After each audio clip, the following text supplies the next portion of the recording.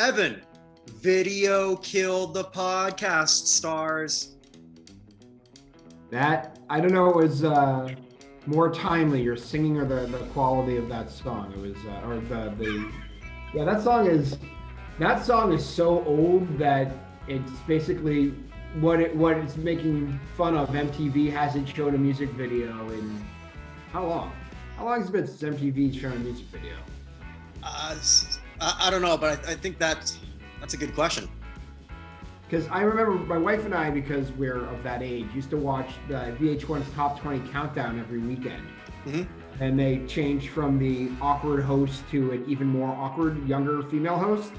And that lasted for like 6 weeks, and then they canceled altogether. I don't think there's been a music video off of YouTube since then, as far as I know. Unless you go to like MTV3,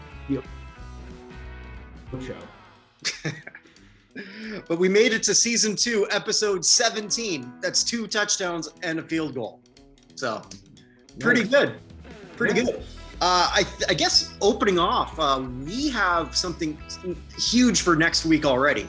We already know that the Rock and Roll Hall of Fame is going to be announcing their class of 2021. And you suggested that we sort of have a little bit of fun with it and give our percentages of odds, or basically the like what is the percentage that we think each candidate has, and we didn't share this with each other, so I've got a pretty good idea, because you and I have talked about this, oh god, I don't know, since we've first started talking years ago. Yeah, long time. Yeah. You know, we've talked so long, that conversation is now in grade 5. That conversation saying backup for the Buggles. Oh my god! Actually, yeah, I'm thinking that song's almost so old it wants to go to bed right now. Yeah, well, that's true. I actually had my second COVID shot today, the second Pfizer shot, and so that happened about 2:00 this afternoon. We're recording this at like 9:30 ish Central Time. Mm-hmm. So about 7 hours in, I haven't had any real symptoms yet, other than the fact my shoulder's real sore and I am just all of a sudden wanted to pass out and go to sleep. But I figured it's better to do this tonight than tomorrow night, when whatever symptoms may actually be in place. So. All right. So if you happen to just sort of like fall over, then I guess the anti-vaxxers are right. Do we want to go from top to bottom of Let's go bottom to top. Who we think the longest shots are first? Because I think we're pretty sure on that, but I'd like to hear who you think at least the longest shot is to start. All right. Well, I have 2 that I'm going to give the Dean Wormer to Bluto when reading off the grade point averages. I've got 2. Mr. Blutowski, your grade point average is 0.0. And I have 2 who I think have 0.0 chances of getting in. Okay. I'm going with Iron Maiden, not because I don't want them in, I do. This is not what I want. This is what I think will happen. The Rock and Roll Hall of Fame voters have traditionally not loved heavy metal. They're not going to love a heavy metal act who pretty much has told the rock all to fuck off. Mm-hmm. I'm also going 0.0 for Miss Dionne Warwick. Really? Yeah, I'm going to 0 for her. Again, not that there's not a place for her. There is. This is just not a good group for her. She doesn't stand out, and the way she does isn't the right way. Yeah. Okay. So I'm not going to go with 0.0 for anybody. I'll go more. I'll take another old movie, Dumb and Dumber. Because if you're on the finalist list, there is a chance. Yeah. My 2 at the bottom are actually Kate Bush, because again, I don't think she stands out as much. I think that there are just too many other more accomplished singers. Not that anyone sounds like Kate Bush on this group list, but we just have a bunch of women for the first time, and she's going to get lost amongst the heavy hitters she's up against. Yeah. Generally. And my second one, actually, who I have at the bottom, I may be wrong on this, is Devo. Because I think Devo is, if Kraftwerk can't get in, I'm not sure how Devo does. I mean, true. Devo is Kraftwerk with one big hit in many ways. Mm-hmm. Yeah, no, I could see that. Yeah, I have Kate Bush at 1. 1%. Okay. So And yeah, so the saying there's a chance there. Yeah. I'm saying there's a chance. And I had Devo at 6. Don't ask me why I came up with 6. I just came up with 6.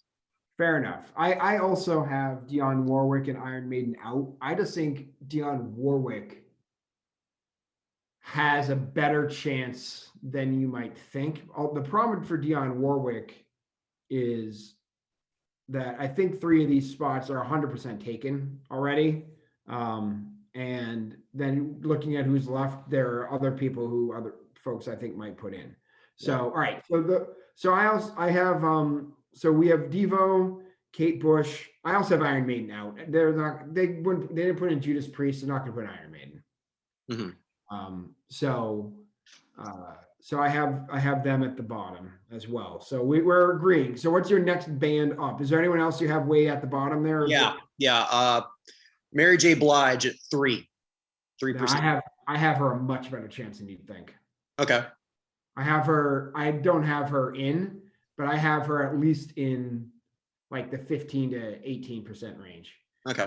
And it, again, not because of she's significantly better than Kate Bush or Dionne Warwick, but she stands out a little bit amongst everybody else, and she is just an absolute gay icon. Like, they just love Mary J. Blige, and depending on how blocks vote, she'll have like a big constituency that others may not. So I think she's a little bit better. I don't think she's getting in either, but I have a little bit higher up. Yeah, I think I'm going really low with some of these because, like you, and I'm pretty sure I know who your 3 locks are. Yeah, I'm pretty much going with the assumption that 3 spots are already accounted for.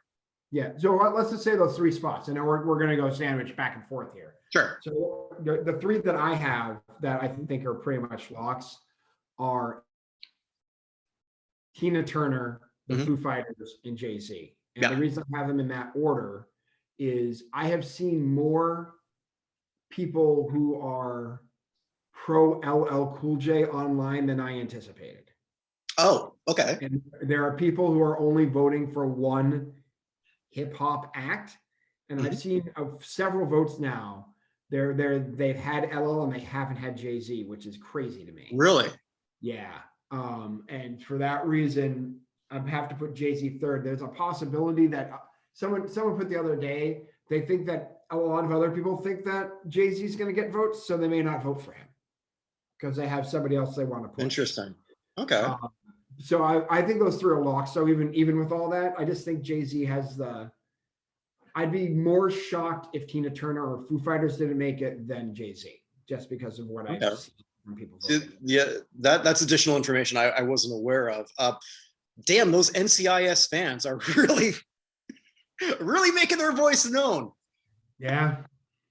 I mean, but he's been up so many times, and I think you and I, when this list came out, I was disappointed to see him, not again because we don't think LL Cool J belongs, but he's been up multiple times, and you have Jay-Z on the board, who is such a lock in our opinion to get in, and they're never going to elect 2 rap/hip hop artists in the same year.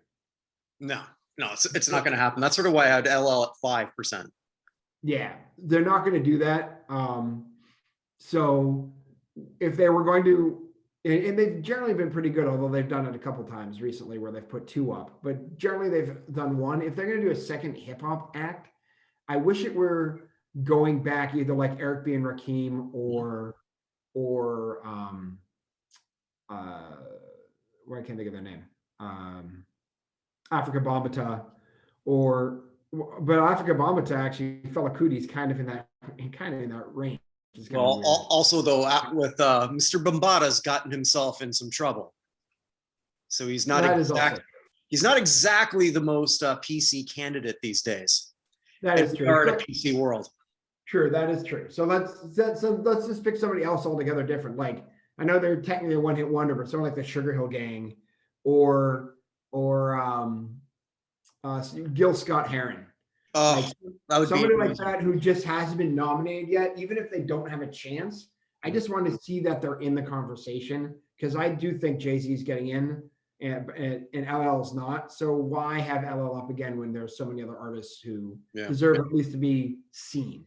You know what I mean? Gil Yeah. Scott-Heron is on my very, very, very short list. If I could just put 5 artists in, I had that power for 1 year. Just go back and take 5 artists who I think have been overlooked and like, this is your class. Gil Scott-Heron is one of my 5. Yeah. So. No, I hear you. My top 3, I had Jay-Z 100. Now I'm not so sure after what you just told me. That's fine. Foo Fighters 99.9, Tina Turner 90. Okay, I can see that just because there's so many women for once on this. So, all right. So who do you have as your next ones out? Like who are the ones like you have? New York Dolls 10% chance. I'd say that's about right for New York Dolls. This is their second nomination, but their first in like 20 years. Yeah, they're definitely unique in this group, which should help them. And yet I feel, and you and I both said this often, and I think a lot of people online have agreed with us.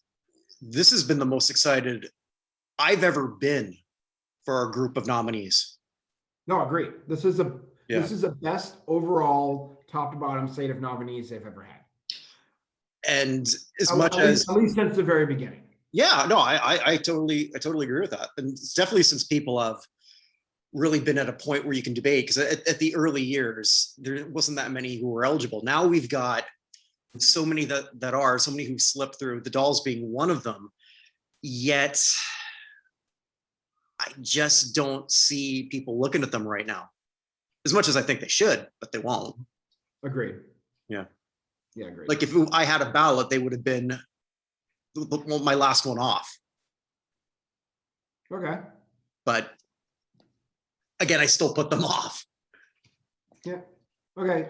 And we don't know, again, we don't know how many to be elected. We've seen 5, we've seen 6, we've seen 7, we've seen 6 and 1 get in a back door. I'm just presuming they're going to be 6 somehow with the 16 candidates. I'm just presuming there'll be 6 depending on what they do with Todd Rundgren. So. Well, maybe we should just talk about him, because I have him, I'm sort of jumping a few spots here. I have him at a 50, only because I don't think he's going to get the votes, but I think they might backdoor him in through the Ahmet Erdogan Award.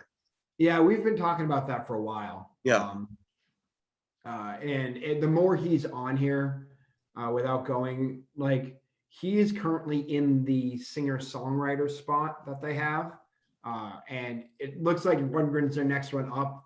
And then folks who are being blocked, like Zevon and other folks, are going to have to wait for Rundgren to get in. And I know there are a lot of people who are wondering where Zevon is. So it wouldn't surprise me if they use the Musical Excellence Awards that they've done or with other folks for. And that was the one year they did Wanda Jackson as an early influence. Out of nowhere, yeah. Because she was nominated that year too. Right. But I still think if he doesn't get in the straight way, they will find a backdoor to get him in. So. So in between sort of Todd and Devo, and with the double digits, I've got Shaka Khan at 20. And it's not that, man, I don't even know where to start with her.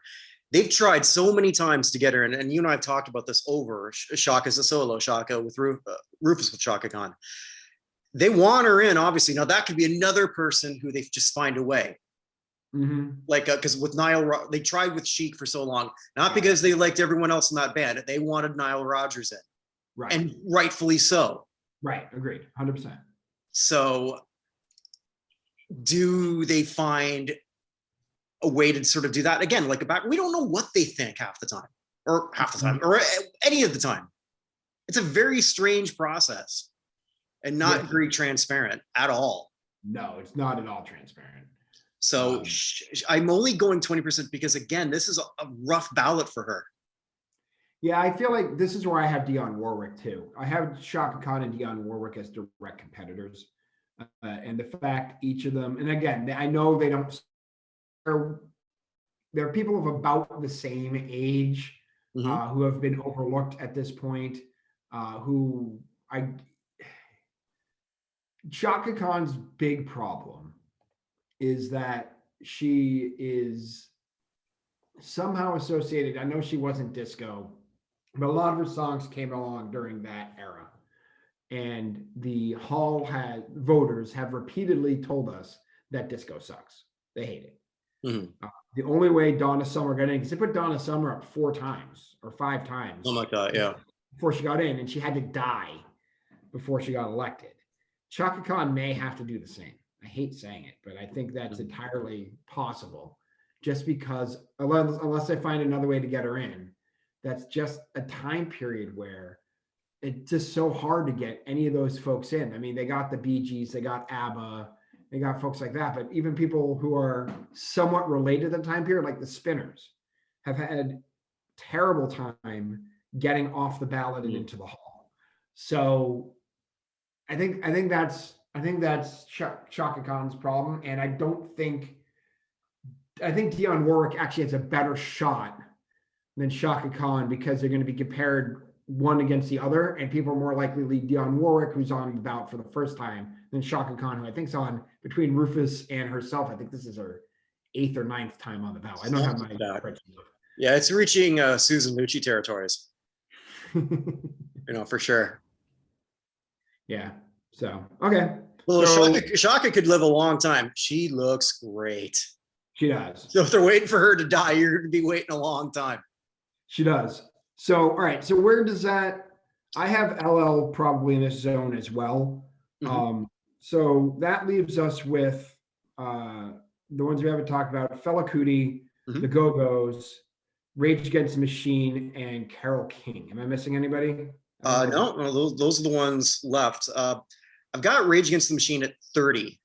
And actually, I know we've sort of talked about this on the show before, but for newer listeners, and I've kind of done a 180 on something that you've said that sort of changed my mind on that when you talk about strategic voting. Because Rage Against the Machine is someone in that genre of 90s alternative. I don't consider them the top of the food chain of who's left, but they're the ones that keep getting put forward. And if you could just sort of explain your theory about why you would sort of vote for them right now. So I'm technically on this list, I put Rage, personally, I would put Rage 6th or 7th. But if I only have 5 votes, I'm putting them in as my 5th vote, even so, just because the nominating committee seems hung up on Rage. Now, I know Tom Morello is on the nominating committee, and I want to be very clear. I don't think Tom Morello is getting his band nominated. Like when he first got there, he made a point of saying, do not nominate us for our first ballot. And he ended up with, I think, Jane's Addiction that year, who didn't get it. But the problem is Rage Against the Machine is basically the 90s rock alternative, heavy, whatever, that whole time period band. The rock metal, that whole, the best way to describe for anyone from Boston is the WAA station, WAAF. It's what WAAF used to play, that genre of music. They're the ones who are blocking Soundgarden and Sonic Youth and like Smashing Pumpkins. And like, you could just go down the line, like all those bands, in order to get them heard. I think we got to get Rage out of the way. And the person who I normally have 5th, I'll just bring that person now, I think it's Fela Kuti. Your buddy. Like, I made fun of you at the very beginning. I'm like, Fela Kuti is never, ever getting nominated. Never. And then they got nominated. And I feel like I need to take a beer off of our bet just because. Fela Kuti is, in my opinion, more deserving than Rage, insofar as Fela is the creator of Afrobeat, right? Like, and one of the most sampled artists of all time. Even if you don't know Fela's music, his music is being sampled all over the place. It's the same argument for Kraftwerk. Definitely. Kraftwerk is the creators of electronic music and one of the few artists more sampled than Fela, right? And all his stuff is out there. All their stuff is out there as well, and they should also be in. But the thing is, once you get Fela in, now what? It's just giving Afrobeat space. Maybe you go to Africa Bambaataa, but we've already talked about that. But like, where's the next step? Is it Gil Scott-Heron? Is it like, where are you going with Afrobeat? Maybe nowhere. Maybe it's just nowhere, and that's okay. Right. That's exactly right. So that's why I'd vote Rage over Fella. Just even though I think Fella's more deserving, Mhm. just because I don't think if he shows up at the ballot again next year, if he doesn't get in, and he shows up at the ballot again next year, I'm voting for him. But as for this year, his first time on the ballot, I'd want Rage out of the way so we can get into all those bands, because I don't think Fella gets us anywhere other than getting a very worthy artist in. And he's another one they could easily make a case for in a crowbar way. 100% you could do that. And he's no longer with us and hasn't been for a long time. Mhm. So I hate saying there's no rush, but there's not really a rush. You know what I mean? Well, even though he's overdue. So you can always find another way to get in there because he's not making a speech. Right. So mhm. I'd rather get Rage out of the way, even though I think Fella would be my fifth. Yeah. I'd vote for Rage over them just to get that out of the way. So I have him at 45%. Rage or Fella? Fella at 45. Okay. Yeah, so that leaves two. Carole King I have as an even 50. Yeah. I think she's the fourth artist who's getting in. I think so. The more I think about it, that might be actually low, but Carole King, there's no one. I re-listened. I think I felt like I just talked about this a few weeks ago, but I re-listened to Tapestry, which is just an incredible album. Yeah, it's ridiculous. And yes, she got in, and I know that there's some people who would say, well, she only got in on the back, not on the back, but because of her songwriting partnership, because of her connection with. Well, I mean, I don't even say because of her connection with. I mean, the two were a great songwriting duo, so it's almost like, is that enough? And yeah, I'm sure that a lot of people have thought that might be why she was nominated first 30 years ago or something like that. Yeah, she was 1986. She was one of the first people nominated. There are, I think, 3 of them from the original ballot who aren't. I mean, she's technically in, but aren't in at all at the moment. Mm-hmm. I think it's her, Ruth Brown, and I can't remember the other one. I'll go look that up. I can get that in front of me. Mary Wells, I think. It might be Mary Wells. Yeah, because I know like she was nominated for the first couple or early and then never again a couple times. So there's so much momentum right now with her, and also with the Go-Go's, who is, I guess, our final one. I think they're getting in. I've got them at 60%. I mean, I could see them going with 3 female artists, and with that being Tina Turner, Go-Go's, Carole King, and then you could throw in either Todd or Fella in that wild card spot, or maybe they're going to do 6 artists. We don't know what they're going to do. They don't know what they're going to do. They have a week to figure it out. Yeah, that's the other thing, right? I agree. They don't know what they're going to do. You know, they've also changed rules, but go on. Yeah, they change rules all the time to fit their whim, and sometimes entirely new categories that nobody knows about until it's up on the stage, as in the song project thing that they're doing. It's so stupid. So Carole King, actually, I'm sorry, was nominated once before back in 1989. So her and Chuck Willis are the only 2 people from that one, and Chuck Willis has been nominated second most and not having gotten in. Yeah, the only people left from the original group from 1986 who are not in are Johnny Ace, Ben E. King, Esther Phillips, Mary Wells, and Chuck Willis. So, and all of them were nominated the second year. Mm-hmm. And then next year is just Benny King and Chuck Willis. And then the year after that, it was just Chuck Willis. I think they're all dead now. I'm 90% sure. Well, yeah, 90% sure that's true. Yeah. So, but anyway, yeah. So that's where we have everyone. I'm predicting the class is going to be Foo Fighters, Jay-Z, Tina Turner, Carole King, and Fela Kuti is who I think is actually going to get in. Same. And then my 6, if they go to 6, I think it's the Go-Go's. If they go to 7, I think it's Rage Against the Machine. Actually, hold on. Let me know. My 5 would be different. So it'd be Jay-Z, Foo Fighters, Tina. I think the Go-Go's are taking that one. I think they might make Carole wait for some reason, and Fela takes that 5th spot. But I think we were pretty close to that. Either way, I can't see it. I can't see us not being happy next week. Yeah, the most But we might be. Yeah, the most surprising. Yeah, the most surprising band for me to get in, I'd be like, wow, I can't believe that happened. Is honestly Iron Maiden, and not because they don't. Not because they don't belong, but they haven't voted anyone from that demographic in without pulling teeth. And Iron Maiden basically says we're not showing up, and they need people who are going to show up in 2021. So. You know, there's that, and again, like I love Iron Maiden. That was the type of music I listened to a lot back in those days. But a lot of the people who have votes, they're stuffy people. They want to see artist progression. You're not going to see a whole lot of artist progression in Iron Maiden, nor do you want them to try. That's not who they are. Right. So. Yeah. All right. So we're pretty much in agreement. Next Wednesday, when we record this, we will know. Mm-hmm. Yeah. So we already got our topic next week, which is awesome. Yeah. I love it.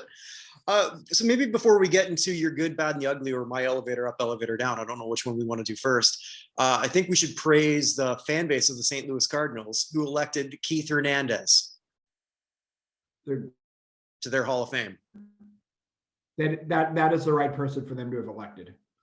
If they're only electing one, because the other people who were available were Steve Carlton, Lee Smith, Matt Morris, and Edgar Renteria. All very good players, but Keith Hernandez, instrumental in them winning that 82 World Series, and then traded the very next year because they didn't think they could afford him. That's part of it. Well, yes, that he had some youthful indiscretions with Scarface one too many times. Oh yes, the 1980s.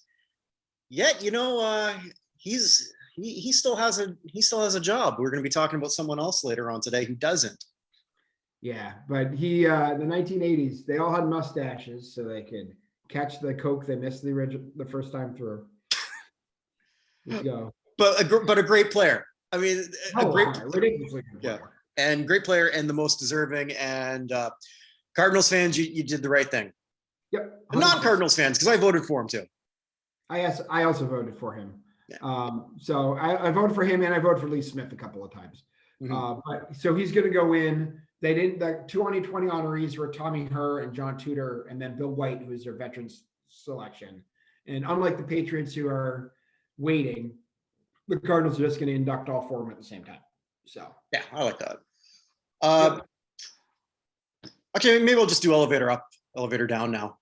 Go for it. You might as well. I didn't even. Usually I tell you who I'm going to pick, but I didn't this time.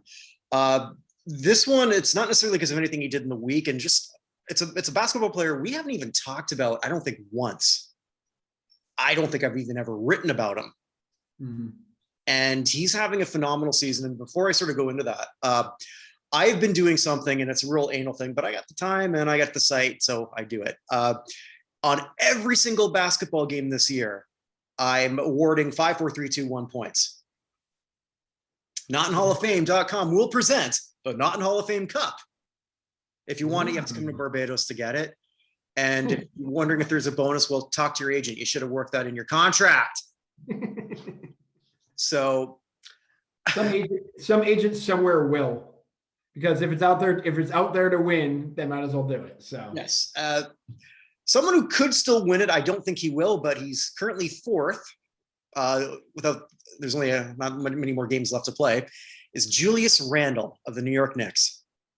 Okay. And one of the things that I also do at the beginning of each season, or I started doing, is I've got a preseason rank of 50 active players and where they sort of fall into their potential for a Hall of Fame. Randall's not on that.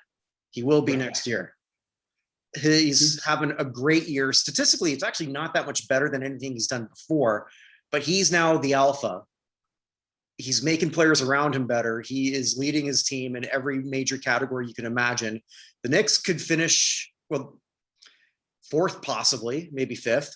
He gets a series win out of this, and then he builds on that. I mean, he's a little older to have his breakout season at 25, 26, but I just want to sort of like give a shout out to someone who's making basketball relevant again in New York City. I mean, I'm not counting Brooklyn, but still, Julius Randle is done. He's had such a great year. And how is it that you have a Knick doing so well and not getting press? That just shows how far down the Knicks have gone in public consciousness. Yep. That's not the player. When you said NBA, that wasn't the player I thought you were going to go with, but it's a very good player to put on there. He was the Eastern Conference Player of the Month, even over Jason Tatum of the Celtics, who broke the record for most points in three consecutive games in Celtics history and tied for most points in the game. But Randall's team is winning, and the Celtics are puttering along, although they destroyed Orlando tonight, which is a shell of itself. And Randall doesn't have really anybody there. What the second best player is RJ Barrett. Right. Which, no disrespect to RJ, who's a good player, but he'd be the fifth or sixth best player in the Celtics. Yeah, but the Knicks just keep winning. They just keep winning.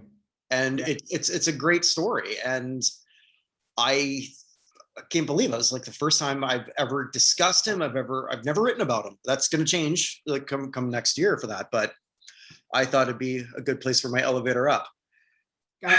Just I thought you were going to go with Nikola Jokic, because I think Jokic may win the MVP this year. Yeah, he very well could. That once those are awarded, I think maybe we could do like an end of season sort of just all of that with elevator up, elevator down. Jokic, though, I think has already established himself in some conversation where Randall never did. Yeah, true. That's true. But I will say Jokic, if Jokic wins an MVP, the only MVP who's unlikely to go to Hall of Fame is Derrick Rose. Derrick Rose. Yeah.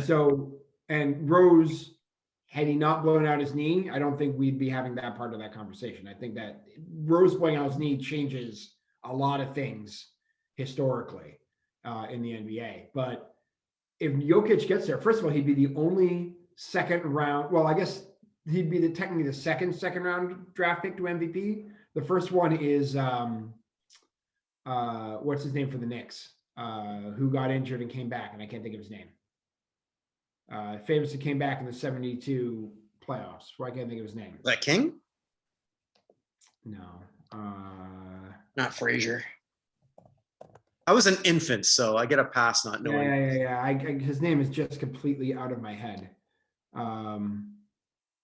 Knicks injured player. Hold on. This is embarrassing. But anyway, so Jokic could very well win that cup, by the way. Willis Reed. Okay, yeah. Yeah, so Willis Reed is the only player, but he was technically a second rounder, but he was the 10th overall draft pick. He was the first pick of the second round. So I don't really consider that, like, I know it's technically a second rounder, but not really a second rounder. He was the 10th best player to come allegedly that year. Jokic was like 41. So he'd be the first true modern second round player ever to do it. And I think he has a legitimate shot. And I really think that changes. I mean, that maybe the end of the year reward, but that's where I thought you're going, because I think that changes the entire Hall of Fame trajectory if he makes that. So, or even finishes like second.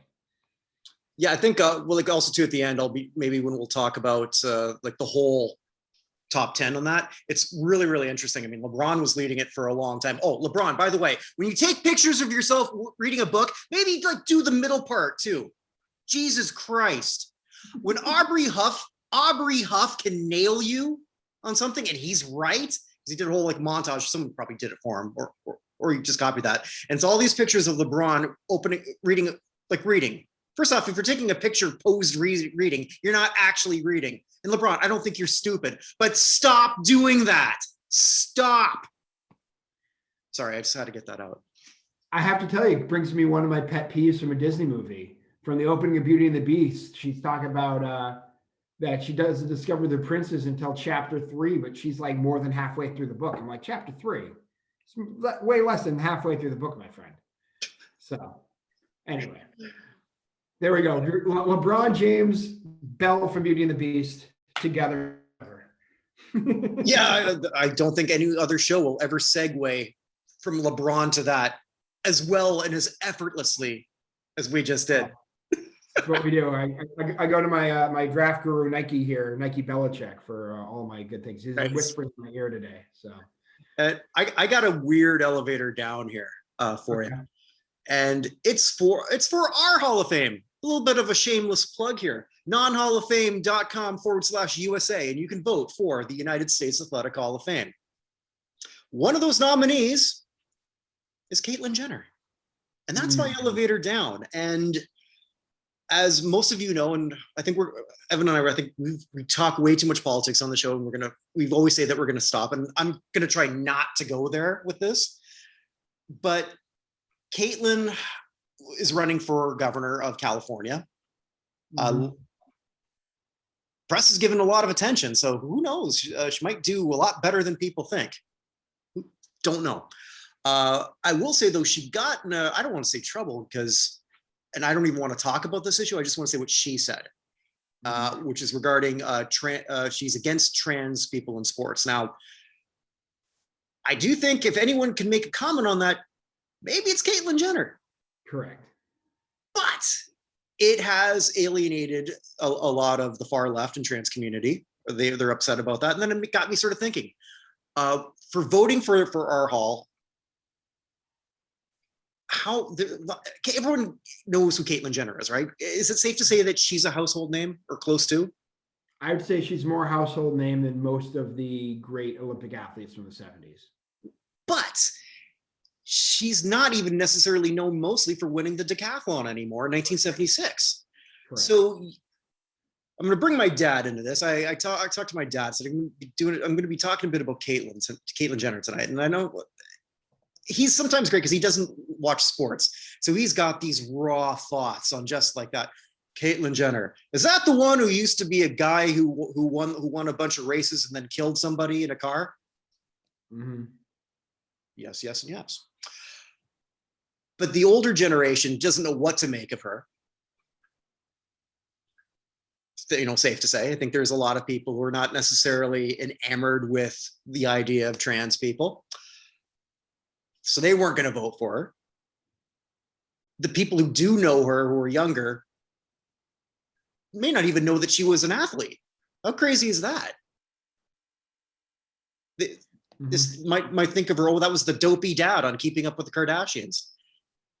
So, and then now a lot of far left people won't want to vote for her at all.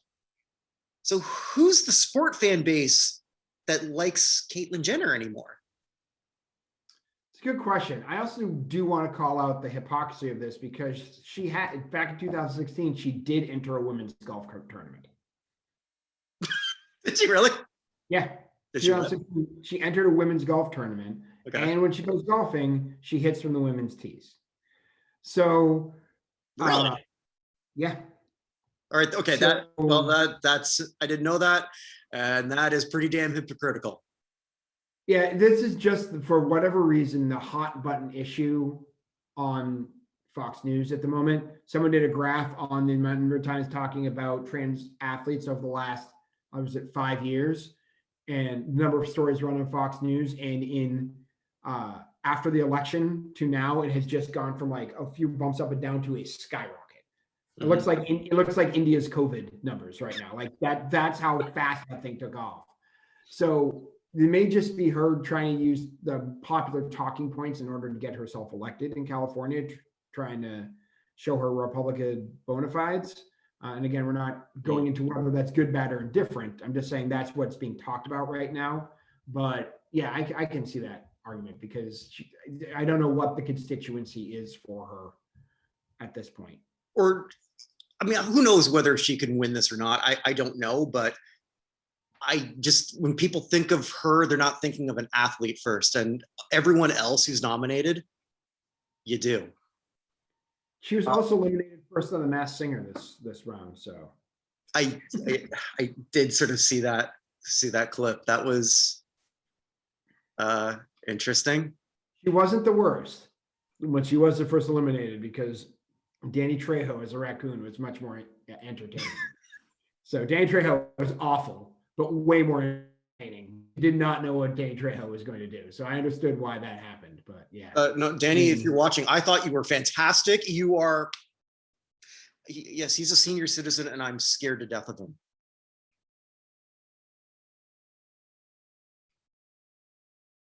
Oh.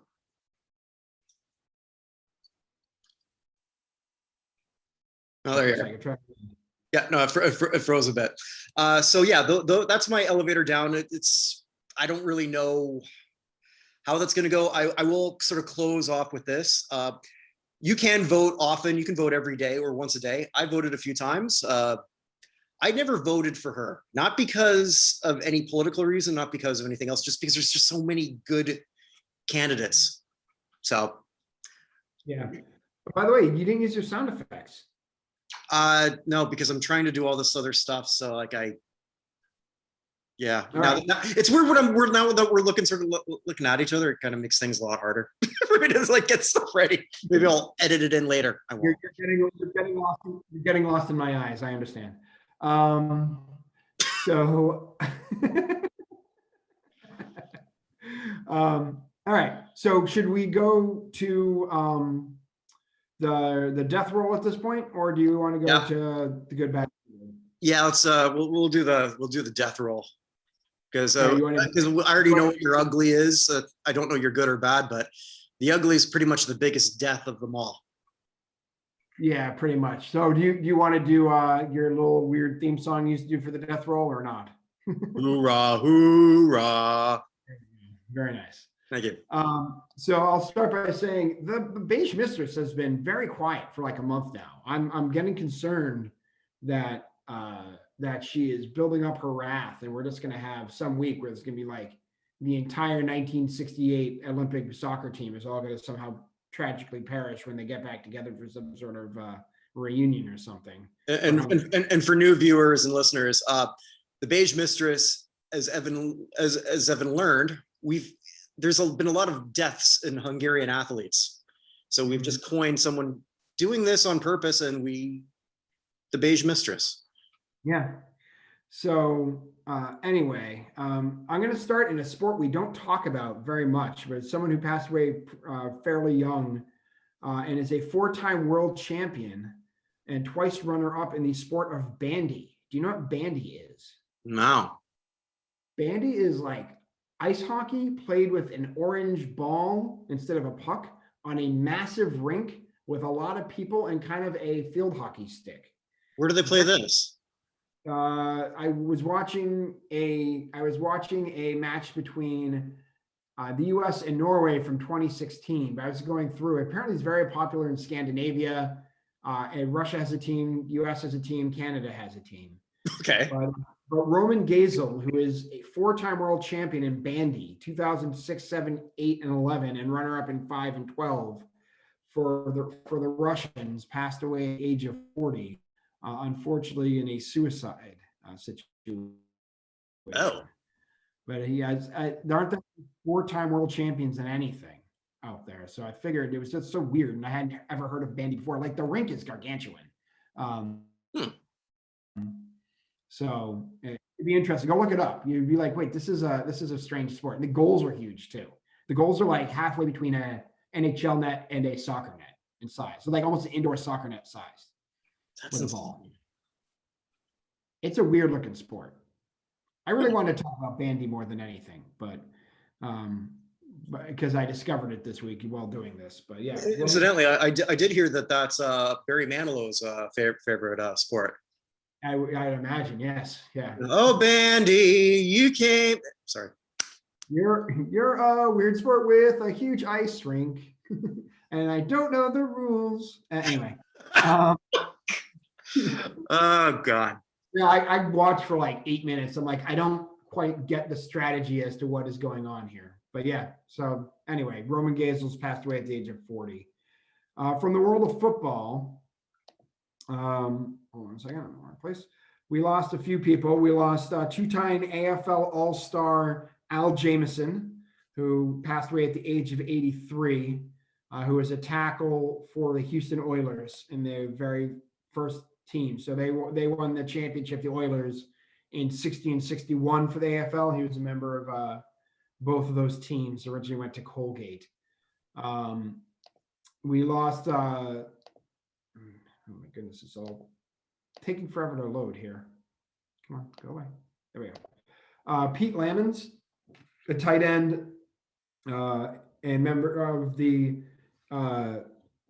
Super Bowl winning New York Jets back in Super Bowl III. Also on their 1968, well, I guess the same team, the AFL champions Jets team, passed away at the age of 77 earlier this week. Actually, he was in a fishing tournament and fell off his boat and drowned. Damn. Yeah. In the Sam Rayburn Reservoir in Texas. So he was 77. And Courtney Hall passed away. Remember the San Diego Chargers offensive line from 89 to 96, played 118 games for the Chargers, 1989 All-Rookie team, member of the Southwest Conference Hall of Fame. I actually spent a lot of time working with Mayor Bloomberg in New York as a member of the New York City Campaign Finance Board. But he passed away. He was only 52. He was a center guard for 118 games for the Chargers. From the world of baseball, we lost former manager and Baltimore Orioles Hall of Famer Ray Miller, who was the manager of the Twins and Orioles, Twins from 85 to 86, Orioles in 98, 99, was a pitching coach most of his career for the Orioles from 78 to 85, and then 97 before he was the manager, and then 2004 and 2005. He had a losing record, but was elected because of his help with the pitching staffs of some very good Orioles teams into the Orioles Hall of Fame back in 2010. Do you have any Ray Miller as manager memories? Probably not. Zero. Yeah, it was an Orioles Hall of Famer. We lost everyone pretty much. We lost a couple of people from auto racing, and I'll get back to that. I think I'm going to just go into music because once again, there are quite a few people who passed away from there. Starting with John D. Holman, who was a American Piedmont blues guitarist and singer, and played with you name any of the blues folks from Kenny Wayne Shepherd all the way back to T-Bone Walker. He passed away at the age of 92 at his home in Roxborough, North Carolina, earlier this week. Just one of those early blues guys who, when the few of them left, passing away. We lost a member of Menudo this week. Not Menudo.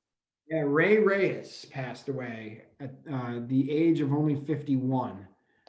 He was Menudo had a rotating cast of characters. So he was the first person to replace a replacement in the band. So he was around, he predated Ricky Martin, but was in the group with Ricky. So he came in before Ricky Martin, and then Ricky joined the group and moved on. But he died of a heart attack at the age of 51. Second member of Menudo to die, Anthony Galindo, who was one of the last members of Menudo, actually committed suicide about 6 months ago. Doesn't it feel like people in a boy band should not die of a heart attack, just but of heartache? Yeah. Well, I mean, their heart has been broken so many times, you figure it's beyond repair. Cardiologist's dream. He actually had to leave the group after 2 years because he had a growth spurt. So he had a growth spurt and got too tall. And so he had to leave. He went on and did some more music with a group called El Reencuentro, and also something called Proyecto M, which was kind of a Menudo spinoff. But he was only 51 when he passed away earlier this week. We have one of the guys, we have Tommy West passed away, who was a member of Cashman and West and also worked with the Buchanan Brothers, but was one of the main writers for Jim Croce as well. Wrote I Got a Name, among others. Oh, I love that song. Yeah, and I Got a Name's a great song.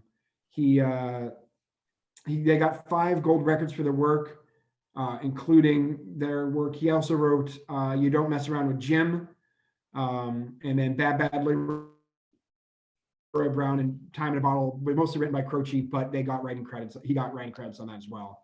And he had a solo, I Know, which hit number 30 on the Billboard Easy Listening chart in 1977, which I can't believe there was an Easy Listening chart in 1977, because those were the only two options. It was disco and easy listening. I'm not sure there was anything else going on, which is why New Wave and Punk came to save us. But he passed away earlier this week at the age of 78. It was actually called Easy Listening Chart, or is that like what moved into adult contemporary? No, it was called the Easy Listening Chart. I didn't know that it even existed. I've looked at this a long time. I haven't seen it before. Okay. We lost Trey Anastasio, remember Trey Anastasio band's, their bass guitarist, Tony Markellis, passed away at the age of 68 earlier this week. There's not much. I mean, he was one of those guys who's been around a lot. You can talk about a lot of people, all the people he played with, but mostly he's known for his work with the Trey Anastasio band. Trey Anastasio, of course, being from Phish. We lost Pierce Fulton, who is an American DJ who was only 28 when he passed away this week. But he hit number 38 on Billboard's dance show with a song called Kuwaga on the dance mix album, stuff like that. He had 3 albums, passed away. It said he passed away following struggles with mental health. So I'm presuming that means he took his own life. But 28 is far too young for someone to go. Very much so. We lost Anita Lane, who was a singer-songwriter and briefly a member of Nick Cave and the Bad Seeds band. It was a female singer with them. She passed away at the age of 61. She was also with the birthday party for a little bit. She had her own solo career, never really made it huge here in the US, but was fairly large, fairly big in Australia. They didn't give a cause of death, but she was 61 when she passed away. We lost Nick Kamen. Do you remember him? I don't know. He was a model in the UK who was like Madonna's protege. Oh, okay. I read about that, but I didn't know who that was. Yeah, but I did read the obit when it came out. Yeah, he never really made it in the US. We had quite a few hits over in the UK, including the number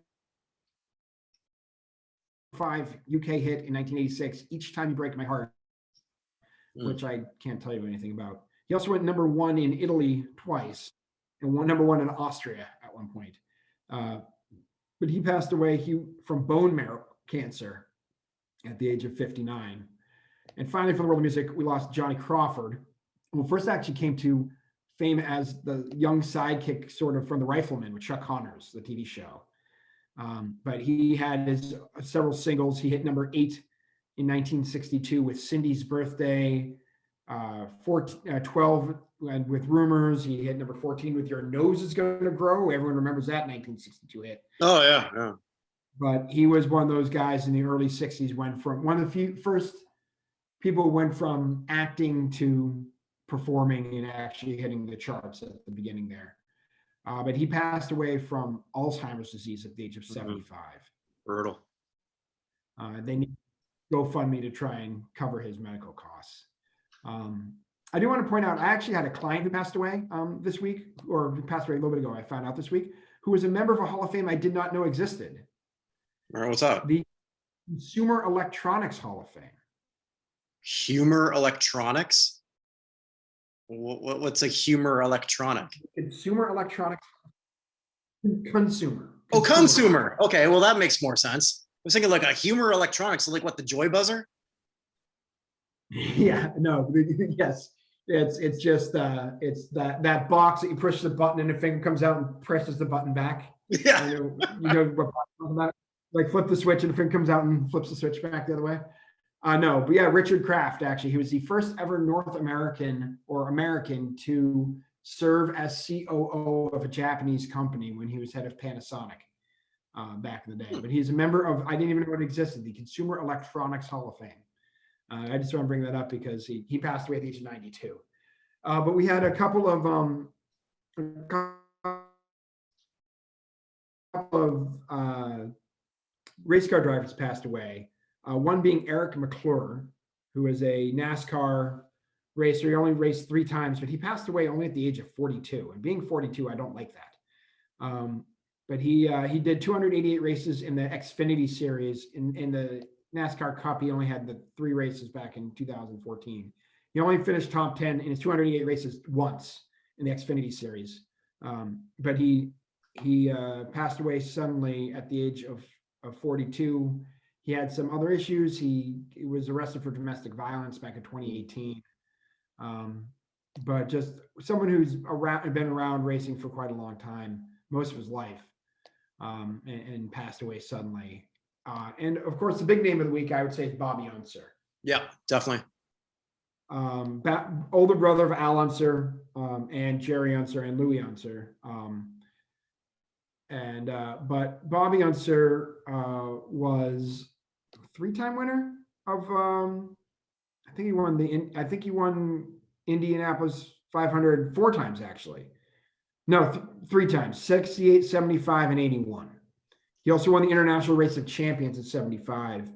But he was one of the top for the Formula One IndyCar racers in American history. Only 10 drivers have won the Indianapolis 500 3 times, and one of only 2, he and Rick Mears, to have won the Indy 500 in 3 separate decades. But he passed away at the age of 87. Do you have anything to say about Unser? No, just it was one of the few names that I'm certainly aware of. Watched him a few times, but yeah, NASCAR is not the biggest sport in my watching, but I'm certainly very familiar with that name. I know he was a legend in that sport. Yeah, he's a member of the Indianapolis Motor Speedway Hall of Fame, the International Motorsports Hall of Fame, the National Sprint Car Hall of Fame, the Colorado Sports Hall of Fame, and the Motorsports Hall of Fame of America. And he was number 4 in 2011. They did the greatest 33 list for the Indianapolis 500, and he was selected 4th. So that's pretty good. Pretty rarefied air. Mm-hmm. So with that, we've just got 1 segment left. Maybe I should sort of cue this up here. Ooh, I did have something. Dun, dun, dun, dun. Oh, the good, the bad, the ugly.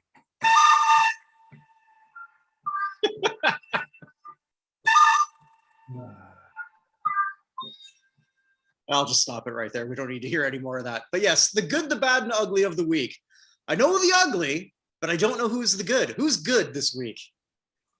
So I was split between 2, but since we already talked about Nikola Jokic and how amazing he has been, I'm actually going to go. I'm here to praise UEFA, which is weird.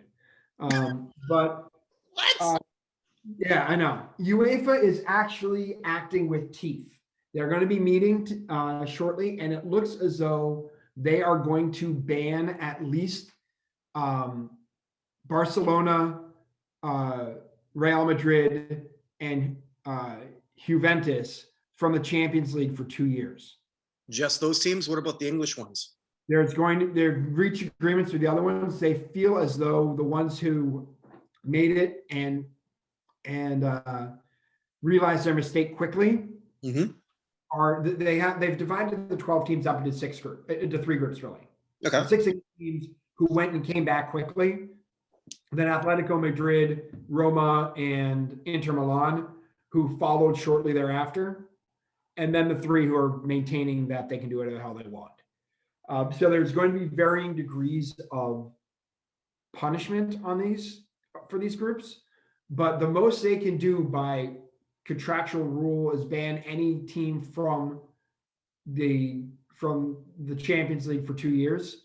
And I think they're actually going to do it. And I think the fact that they're actually doing it and there are actual consequences that are collectively bargained, now it's going to end up in court for a long time. You understand that. But the argument for the other ones is that since it hasn't happened, they never actually did anything wrong, which is a dumb argument. but the fact they're actually going to be consequences for something has me excited. Like, we lived in such a consequence-free society for people who have a lot of money for a very long time, right? I routinely say the only people who went to jail from the economic meltdown in 2008 were the Madoff brothers. And they ripped off a lot of rich people in the Ponzi scheme. Like, everybody else who did all the crazy, awful stuff, not only didn't go to jail, they kept their jobs and their bonus structure that we paid for with our tax money, right? We've been in a consequence-free society for so long. The fact that there will be some consequences to these ownership groups is marvelous. And what this also means is that if they're not getting that Champions League money, they're not going to be able to sign people. My guess is they're also going to be hit with transfer bans and all sorts of other stuff along the lines. And that means that Spanish soccer for the next couple of years may be pretty open. It may also mean that it wouldn't surprise me if the British teams or English teams got a 1-year ban as well, which would mean that the representatives going there, I think that Leicester's going to make it anyway. We're going to have some different teams, Everton, we're going to have West Ham, we have all sorts of folks like that who don't normally get to go to Europe, going to Europe. And I just like the fact there will be some consequences. So I guess it would also mean if it is a 1-year ban at least, the winner of this year's Champions League between Man City and Chelsea cannot possibly defend their title. That's correct. Yep. So that's the thing too, because if Man City and Chelsea both make it, since the team that wins the Champions League automatically gets to go, that means that the next team down gets to go into the Champions League in England. Oh, okay, but they wouldn't like replace with the overall champion, right? Even without the ban, I'm saying even without the ban, West Ham now goes from a Europa League spot into the Champions League spot. Now they have to be able to hold it. Mm-hmm. Actually, I think Tottenham's in that spot technically because West Ham won over this week. Doesn't matter. Tottenham would be yeah. So now we're getting down into Everton and Wolves and other folks who just don't get to go internationally. I don't know if they're going to do that for them, but I think they're bringing the hammer down as much as they can on the rich a-holes who thought they could overthrow soccer and are still persisting in that view. Mm-hmm. And I like the fact that there's even if it's UEFA doing it, I like the fact that there are consequences for something finally. That's what I okay. That's my good. All right. And who's bad?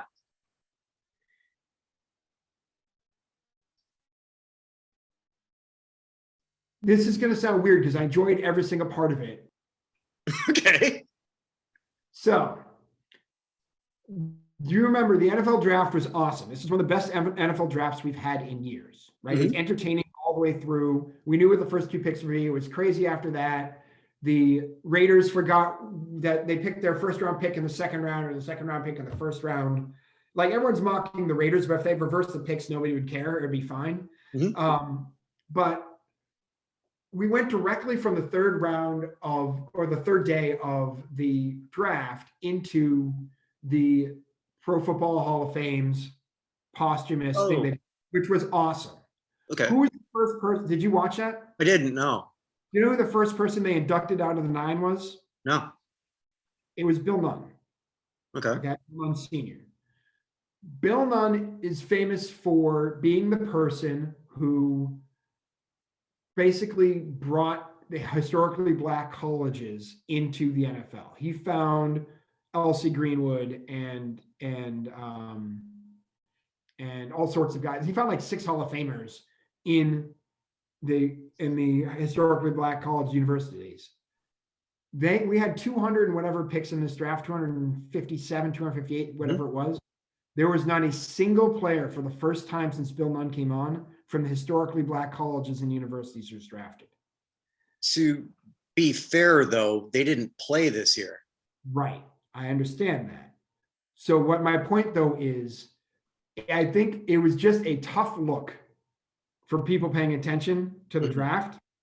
Now, I understand the reason for it, and I understand the fact that there are no that the historically black colleges all played in the spring so they couldn't do the go to the NFL tryouts or whatever. But then Deion Sanders brought this up. There were a lot of players who should have been considered, and they didn't because they were going with what was safe. Everyone was picking major college people, with the exception of apparently we have to pick a North Dakota State quarterback in the top 5 every 3 years or so at this point. But other than that, everyone was picking, like the Patriots picked Alabama, Oklahoma, Michigan, Missouri, and then Central Florida was our last one. Like there's a Colorado guy in there too. They picked all big programs. There were none of these smaller schools, everything. And again, it had to do with the way the year was and things along those lines. I just think that going from that to saying Bill Nunn opened up the historically black college universities, but we didn't draft any, was a weird look. Yeah, and I think, and I just want to make sure that I'm understanding here, because I don't think that you're accusing any of the NFL teams of sort of deliberately overlooking an HBCU. It's just a very weird juxtaposition. Am I? Yeah, it's a weird juxtaposition, and it's a year where people got lazy. I'm not gonna lie. Everyone in the draft process was lazy. They didn't want to do the extra work to try and figure this stuff out. Yeah.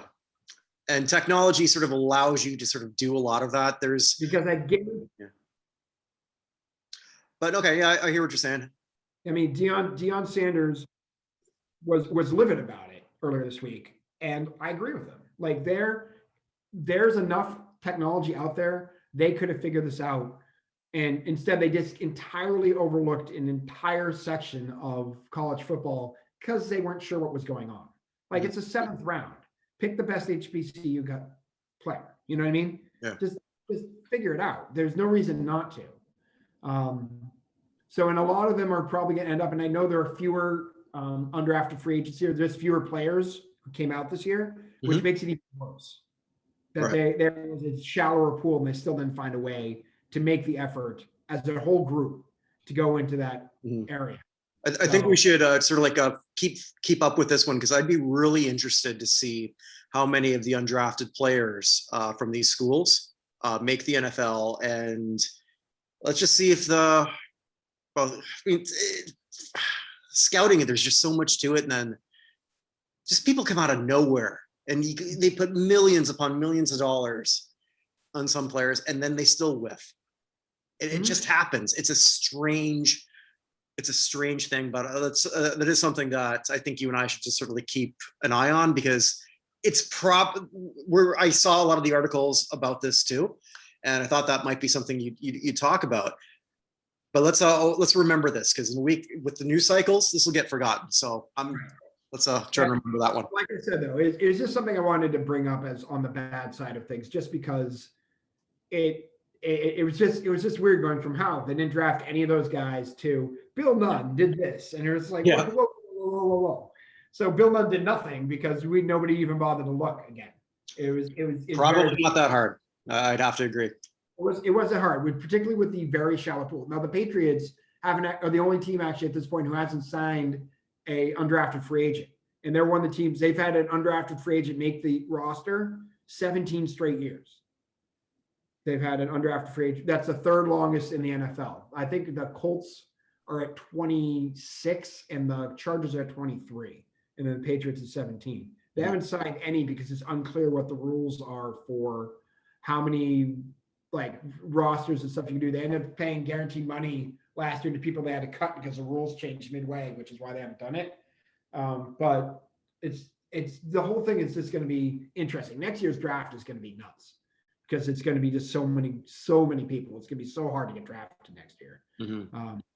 So we'll see. But I just thought it was an odd juxtaposition. So yeah. But let's go to the really bad. Ooh. Oh my God. Yep. Take it away.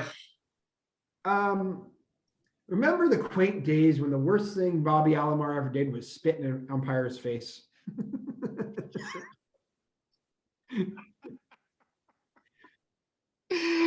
Yeah, and that spit got examined like the Zapruder film after the AIDS rumors, which we'll probably talk about later. That's also true. Yeah, I mean, just Yikes.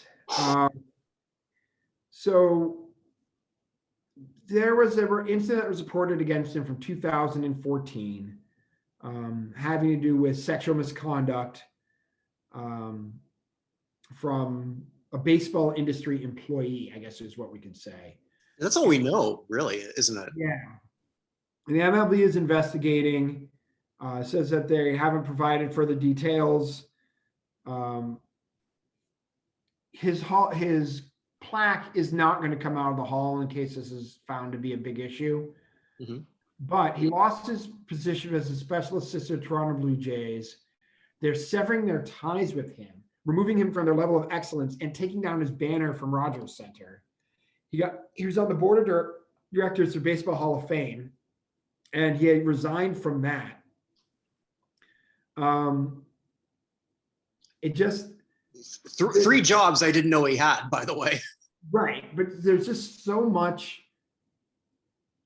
There's too much here that he jumped off of so super quickly. Like the fact that Jays went that far, that fast, makes it seem like this is super bad and very, very credible. I think, well, as you sort of said, there's only a handful of people who really know what happened, because when you talk about sexual assaults, not to be crass, but there's a range of it. It's like from Brett Favre to Darren Sharper. Mm-hmm. We don't know what he did. We don't have a clue. I'm assuming that a lot of high ups do know. Maybe I shouldn't make this assumption. I mean, it's not also impossible that there's an overreaction and this wasn't all that bad, but I don't think so. It sure doesn't feel that way to me. Just with how circle the wagons organizations tend to be, like even the Canadian Baseball Hall of Fame Museum mm-hmm. has banned different future events and will no longer be associated with him and his foundation. Yeah. There's so much smoke here. Like these are organizations that don't take quick moves like this very often. Yeah, and I think maybe historically we got to look back here, because if there was a living Hall of Fame, baseball Hall of Famer who this would happen to, I hate to say it, Alomar would probably be a top contender for that based on history that he's had. It wasn't all that long ago. Actually, it was 12 years ago. I didn't realize it was that long ago, where he was accused by an ex-girlfriend of giving them AIDS. Ooh. Now, or sorry, I don't know if it was giving AIDS or just saying that knowingly having sex with him while he had AIDS. Now, this was eventually settled out of court. So I don't know what the hell happened with that. He doesn't look like someone who has full-blown AIDS, as that suit alleged, or as it came out, because he looks pretty good. But I mean, so does Magic. That's also true. If you have enough money, you can get whatever treatment you want. South Park. If you saw that South Park episode. Yeah. I did not. I know about it. I didn't see it though. Yeah. Yeah, and for those who haven't, it's basically they determined that cash actually cures AIDS. So Magic Johnson has a lot of cash, and there you go. Yeah. So then after that, the girlfriend he had, because I had to go back on this, I didn't really remember all that stuff. So the girlfriend. Right now, this is October 2010. So yeah, so the girlfriend he had at that time then defended Alomar, and then a year later accused him of domestic abuse to the point where she said that he came at her with a knife, and then he said, well, I lied about the whole thing, and then another one came out and said a bunch of stuff. So I mean, there's a certain I will never know what it's like to be young in your 20s, be a millionaire, and have women throw themselves at you. I went to, I don't know how many Jays games in 92 when I could, and then I wasn't able to do a 93, and then 94, a couple more, where women would shriek when he came up to bat. You'd hear stories, and granted, by that point there was no social media, but it'd be like fifth, sixth hand stories, because Alomar, I don't know if he did that the entire time he was a Jay, but he lived at the Sky Dome Hotel. Mm-hmm. So you'd hear stories just like he'd have a different woman there every night. I mean, a lot of athletes do, whatever. But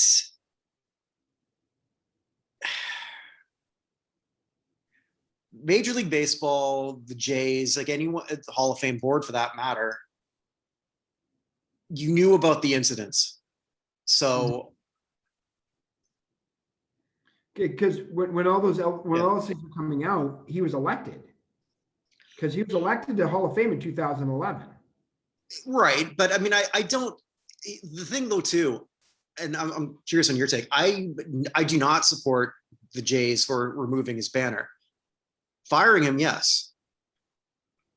Maybe not necessarily saying, "Hey, let's come back to another event. We're going to celebrate the '92 or '93 championship Jays." Yeah, maybe Robbie's not invited to that. But you can't. Once you sort of take somebody out, you're just opening up such a can of worms. And I think the Baseball Hall of Fame did the right thing with that. I don't know that the Jays did per se for that specifically. Alomar was a legend in Toronto for what he did, and I don't know that the Jays win 2 World Series without him. I don't. This is not me in any way condoning what he may have done, because again, we should also be clear. We don't know what it was, but my God, obviously it's not good. His apology wasn't good either. I didn't actually see his apology. Well, more or less, he said, in today's climate, I understand. Okay. Yeah, I could read it. I'd rather not. Sexual misconduct used to be more acceptable when I was younger. And look, I was a gorgeous baseball player. All women wanted to screw me. Yeah. Who knows? I just feel that the extremeness of the steps that were taken either is a massive overreaction by everybody, or this is super bad, and they have information that this is super bad. It probably is. It's probably that's what I'm leaning towards. I will keep a somewhat open mind on this. But let's just say all the allegations are true and he does have HIV. And he did something and intentionally infected somebody. Like that would have to be the level that this is at. You know what I mean? Potentially. I mean, if you just send a dick pic, then like, come on. Yeah. Unless I was gonna say, completely transitioning out of this. I was thinking of my next tournament that I do, and maybe we should do it for the site. Okay. Is the most unfortunate combination of first name, last name, where the first name is Richard. And just have a tournament is who has it worse? Is it Dick Pole? Is it Dick Trickle? Dick Pound? Dick Pound. Dick Assman, the lawyer from Edmonton who Letterman used to call up and check in on every once in a while. I thought was he a lawyer? I thought he was like a gas station owner or something like that. I don't remember. I thought he was a lawyer. There may have been multiple Dick Assman throughout Edmonton. I don't know. Seems like a family name. Or it could be just, you could do like the best names. I mean, I was watching baseball today. There's another pitch. I think he was the Astros. Last name was Scrub. My favorite baseball pitcher name, I think, of all time, it's got to be real bad, was Grant Balfour. It's a 3-2 pitch. Here it is. It's close. Now we're going to Grant Balfour. Yeah, I thought that was not good. There have been a couple of names that have always been funny for like what there's that one kicker. I can't remember his name right now that comes to mind. Oh my God, what was it?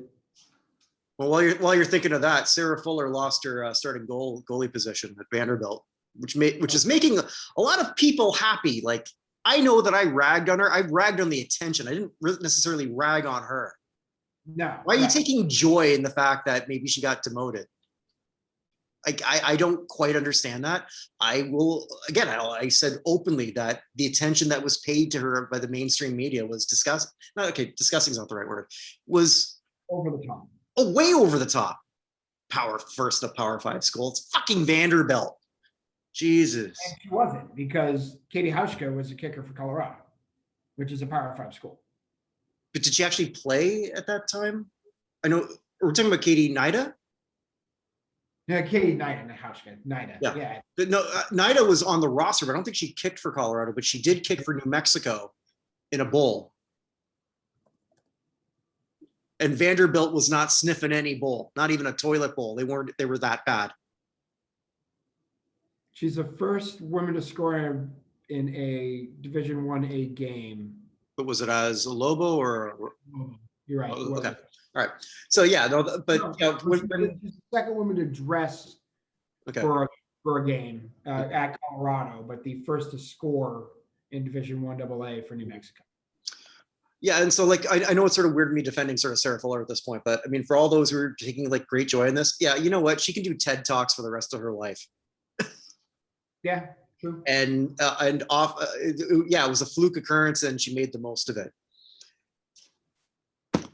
Yeah, why would I hate? I don't hate on that. I hate on Holly Rowe for for interviewing, say like she knows this wasn't that big a deal. I hate on ESPN for knowing that this isn't exactly the biggest mountain that it was. Right.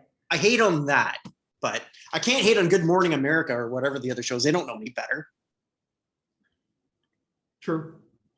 Good Morning America actually just gave a $2,500 prize to my friend Brian Martin for being the dancer of the month last month. So they have a dancer of the month thing with it's Kelly and what's his name, Seacrest, Kelly and Ryan. They have a dancer of the month thing, which I know happened except for the fact my friend got nominated, and he ended up winning a $2,500 prize. So I'm all pro TV show, early morning TV shows now. So good for him. There you go. One day you deserved it, my friend. Well, one day I might watch one again. Probably not. Probably. No, I think the only time I've ever seen like an early morning show is the times I've been in a doctor's office. I have no interest in any of these cackling hen shows. Zero. Yeah. That's not really how I thought we'd end this show, talking about cackling hens, but it's an end. Well, I have one other thing. Going back to just a question for you. So I was going back to Nikola Jokic. So one of my buddies, Frank, is a season ticket holder for the Nuggets, and he plays a lot of pickup basketball. And he played a pickup game this last week with Nikola Jokic's brother just walked onto the court to play.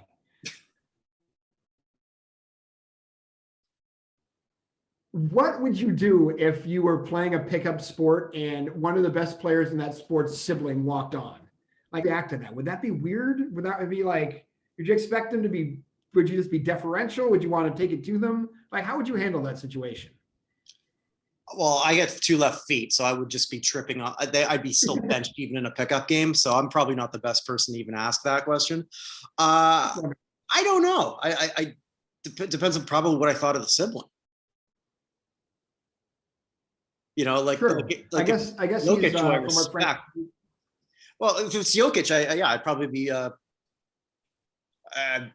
might be a little deferential. If it was Bargnani. Andrea Bargnani. I have a totally. I'm gonna pull an Evan Nolan. You know, like when Evan sort of attacked that one guy's calf in a soccer game.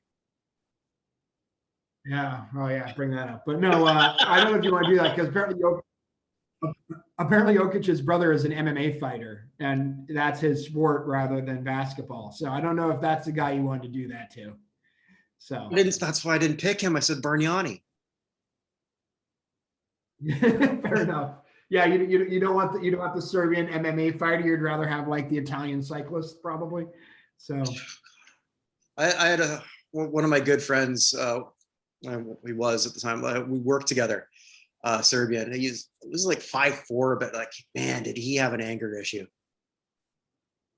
Just completely. Like, I was always glad he sort of liked me because I just never wanted to get on his bad side because he just didn't care. And sure enough, he got fired for anger issues. Big shock. Yeah, that happens. So yeah, right there, but the Italians don't scare me. Serbians do. Interesting. Yeah. Good to know.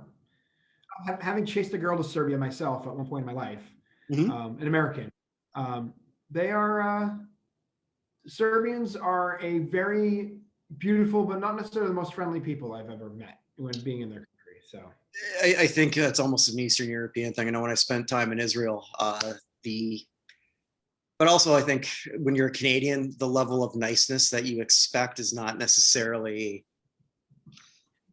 Yeah. Yeah, I kind of have to get used to that. Still one of the weirdest things I think that's ever happened. I've had some weird things happen. When on that trip, we were going from Croatia to Bosnia, and 2 guys with submachine guns got on our bus and asked if there were any Americans on board. And I was on the bus. I was the only American, and they took my passport and disappeared for 20 minutes. And I still don't know why they took my passport or who they were looking for or what was going on. Mm-hmm. But 2 guys, all I knew is I was on a bus with my 2 buddies who I met who are Australian. I met Australians, of course, in Sarajevo, and we've been hanging out for about a week. And they took my passport, 2 guys with submachine guns, and disappeared. And there's not really much I could do about it. So let's come back 20 minutes later and handed me my passport back. I don't know exactly what happened. You never know. That was a weird 20 minutes. I had 20 minutes and going back to Israel. So when I was leaving Israel, this is such a weird thing. So they're looking at my passport as in, for that. And they didn't look at this in the way, or when I was entering. Anyway, so there's a stamp on it at that time for Indonesia, because that's where my wife's from. So we went there. And for those not aware, Indonesia is the most Muslim country in the world in terms of population. So now they didn't ask me why I was there. And I was there as part of a travel junket and just people in the travel and tourism industry. So look at that. So why were you in Indonesia? Because I was visiting my wife's family. Do you love your wife? Yes. And then they were asking more questions about that. So they were going through like virtually everything. Like, I'm not that worried. I'm slightly worried because on that trip, they took us to where they say, this is where Jesus was doing baptized, but they took us there at night. And I was drinking a bit. And then I said to some of the other guys, well, it's good enough for Jesus. I'll piss in here too. Jeez. Something I was thinking like, how the fuck did they know I did that? But like everything's so I had to go through one checkpoint and another checkpoint, and then they took me in this one room, and it's empty. It's like it's completely empty. There's a, I guess, what do you call it? There's a stool, and then I see a latex glove. And I look back, and I'm calm as shit until that point. I said, look, if you're gonna do what I think we're gonna do, now we got a problem. Mm-hmm. And well, no, I did not get any kind of digital penetration, but I did have to pull my jeans down and just like. Wow. And so then right after that, I finally got through, because again, I didn't have a reason to. Again, I don't think there was any video evidence of my public urination. So, I right before I get to board the plane, I call my wife and says like, I just want you to know what just happened because of you. She thought it was really funny. I didn't think it was so funny at the time, but now it's past. So yes, I think we can close on possible anal rape in Tel Aviv. That's a good end. All's well that ends well, my friend. All's well that ends well. So from Tel Aviv to the Rock Hall, which people were snubbed and raped out of the hall? Yeah, I think we can rewind that last part out. I could. Editing's not my. No, I'm not. Editing is just not something I enjoy. I hate it. Fair enough. Okay. All right, man. Hopefully this video thing worked. And if not, I'll expose our recording and see you next. All right, sounds good. All right, stay safe, everybody. Talk to you later. All right, bye. Bye.